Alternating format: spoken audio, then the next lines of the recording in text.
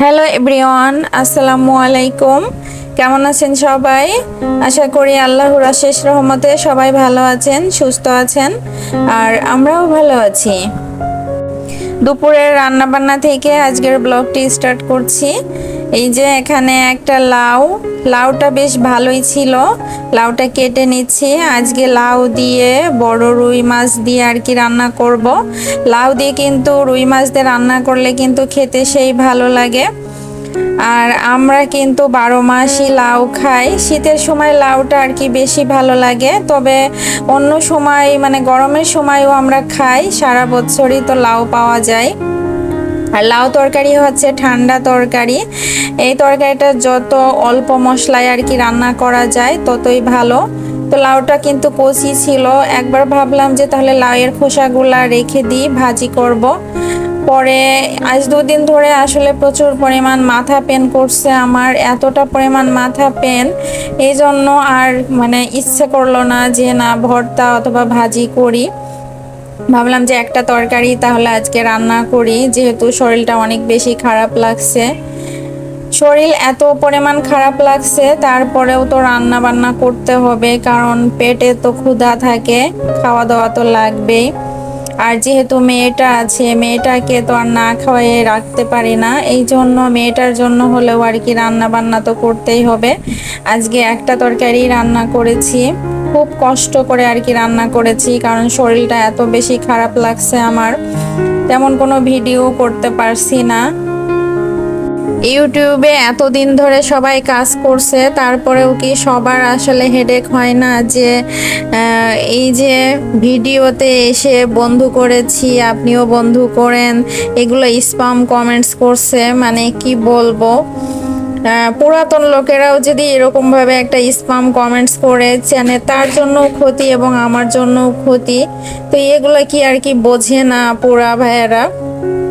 যারা বুঝে আসলে পারফেক্টভাবে তারা কিন্তু এভাবে কমেন্টস করে না, কিন্তু যারা আসলে বোঝে না তারা এইগুলা কমেন্টস করছে, কিন্তু এগুলা তো ঠিক না, চ্যানেলের জন্য কিন্তু অনেক ক্ষতি হয়ে যাচ্ছে। আমি কিন্তু কখনোই কারোর ভিডিওতে যে বলি না আপনি আমাকে বন্ধু করেন, পাশে আছি, আপনি আমার পাশে থাকেন, এগুলা কথা কিন্তু কখনোই কাউকে বলি না। তো এইগুলা আর কি সবাইকে চিন্তা ভাবনা করা উচিত যে তার নিজের চ্যানেলটাও সে নিজে ক্ষতি করছে, আবার আমার চ্যানেলটারও 12টা বাজিয়ে দিচ্ছে। এগুলা কি একদম ঠিক?